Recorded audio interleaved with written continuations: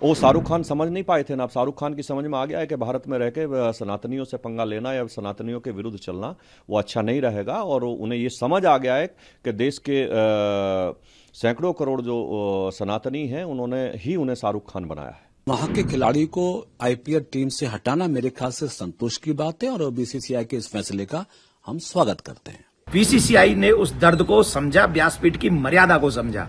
हमारा पर्सनल किसी से द्वेष नहीं है, लेकिन सनातनियों पर कोई आघात करेगा तो व्यासपीठ बर्दाश्त नहीं करेगी। भारत देश के 100 करोड़ सनातनियों की भावनाओं को समझते हुए जो बीसीसीआई ने निर्णय लिया है उसके लिए बीसीसीआई का बहुत बहुत धन्यवाद। और हमने कल ही आप लोगों से कहा था कि आप निश्चित रहिए, भारत सरकार और बीसीसीआई इस पर को संज्ञान लेगी, चूंकि 100 करोड़ हिंदुओं की भावनाओं से खिलवाड़ नहीं किया जा सकता। और धन्यवाद बहुत बहुत बीसीसीआई का कि उन्होंने इस तरीके का निर्णय लिया। और मैं फिर एक बार कहूंगा, ये पूरे भारत के हिंदुओं की जीत है, सनातनियों की जीत है। शाहरुख खान ने टीम में जब लिया था तब उनको नहीं पता लगा था चीज की। वो शाहरुख खान समझ नहीं पाए थे ना। अब शाहरुख खान की समझ में आ गया है कि भारत में रह के सनातनियों से पंगा लेना या सनातनियों के विरुद्ध चलना वो अच्छा नहीं रहेगा। और उन्हें ये समझ आ गया है कि देश के सैकड़ों करोड़ जो सनातनी हैं उन्हें शाहरुख खान बनाया है।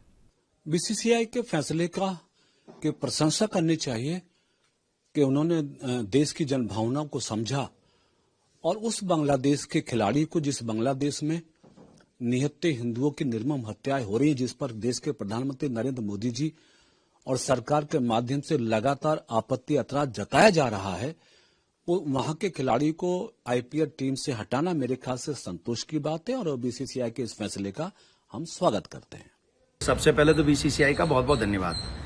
हमने जो 25-26 तारीख को एक मुहिम या कह लीजिए बयान दिया था कि किसी भी बांग्लादेशी क्रिकेटर को भारत के आईपीएल में खेलने का अवसर नहीं मिलना चाहिए, यहां से पैसा नहीं जाना चाहिए। उसके पीछे रीजन है कि बांग्लादेश में मंदिर जलाए जा रहे हैं, बांग्लादेश में हमारे बच्चे जलाए जा रहे हैं, 6-6 बरस की बच्चियों के साथ दुष्कर्म हो रहा है। और ये सब होते हुए जिस देश में हो रहा है और उस पे केकेआर और कोई भी नहीं बोल रहा है, और उसी देश का क्रिकेटर अगर यहां खेले, तो मैंने बीसीसीआई से उस समय कहा था और बहुत बहुत साधुवाद कि बीसीसीआई को बहुसंख्यक हिंदुओं का दर्द दिखा और उन्होंने ये स्टेप लिया, तो इसके लिए बहुत बहुत धन्यवाद।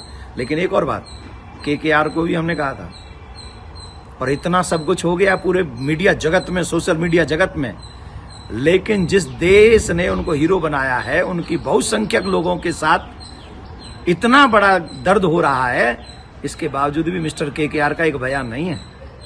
तो मिस्टर केकेआर दिखाएंगे बेटा कि कैसे सनातनी एक दूसरे के साथ खड़े होकर एक दूसरे की सहायता भी कर सकते हैं, हेल्प भी कर सकते हैं और खेल भी सकते हैं। हमें किसी की आवश्यकता नहीं है, लेकिन ये दर्द रहेगा कि मिस्टर केकेआर हम हिंदुओं के साथ नहीं। लेकिन गुरुजी, अब तक केकेआर की तरफ से ऑफिशियल स्टेटमेंट जो आना चाहिए था वो अभी तक भी आया नहीं है, क्योंकि अनाउंसमेंट बहुत पहले हो गया। होने के बावजूद भी आपने क्लियरली बोले थे कि इस चीज को हम ध्यान में रखेंगे कि केकेआर क्या डिसीजन लेगी और बीसीसीआई क्या डिसीजन लेगी। नहीं, बीसीसीआई ने तो लिया, बीसीसीआई को तो भारत के सनातनियों को दर्द दिखा, लेकिन मिस्टर केकेआर को अभी तक नहीं दिखा। और मुझे तो ऐसा लगता है कि शायद मिस्टर केकेआर को कोई फर्क भी नहीं पड़ता, कोई फर्क नहीं पड़ता इस देश में अगर हिंदू यहां मरे या कहीं भी मरे।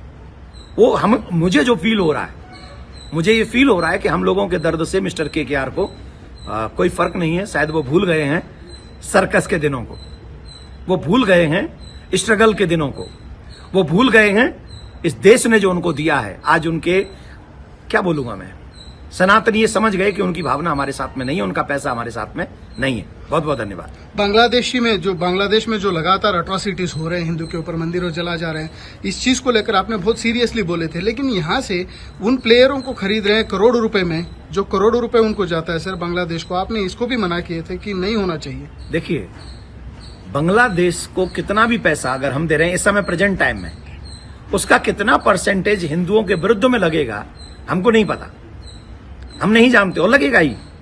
वहां जो पैसा जाएगा वो कहीं ना कहीं लगेगा। तो हमें ये बात का ध्यान रखना चाहिए, पर उन्होंने उस बात का ध्यान नहीं रखा मिस्टर केकेआर ने। मैंने तो ये भी कहा था कि अगर मिस्टर केकेआर को खिलाड़ी ही चाहिए तो जिस खिलाड़ी को उन्होंने लिया उससे अच्छा क्रिकेटर मैं उनको दे सकता हूं। बात करें मेरे से, ऐसा क्रिकेटर दे सकता हूं कि वो मिस्टर केकेआर उसकी एक बॉल नहीं खेल पाएंगे, एक बॉल नहीं खेल पाएंगे। और शायद अगर उसने ज्यादा तेज बॉल कर दी तो आगे शायद वो मतलब समझ लें, तो मैं नहीं चाहता हूं। तो उनको सावधान रहना चाहिए और उनको सनातनियों के साथ चलो छोड़ो, हमें वो आशा ही नहीं है उनसे।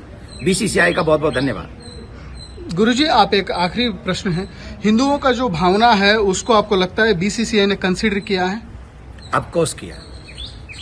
और ये जो उन्होंने बयान दिया और जो डिसीजन लिया है, ये अपने आप में ये साबित करता है कि व्यासपीठ पर बैठे हुए कथाकार ने सनातनियों का दर्द कहा और बीसीसीआई ने उस दर्द को समझा, व्यासपीठ की मर्यादा को समझा। हमारा पर्सनल किसी से द्वेष नहीं है, लेकिन सनातनियों पर कोई आघात करेगा तो व्यासपीठ बर्दाश्त नहीं करेगी।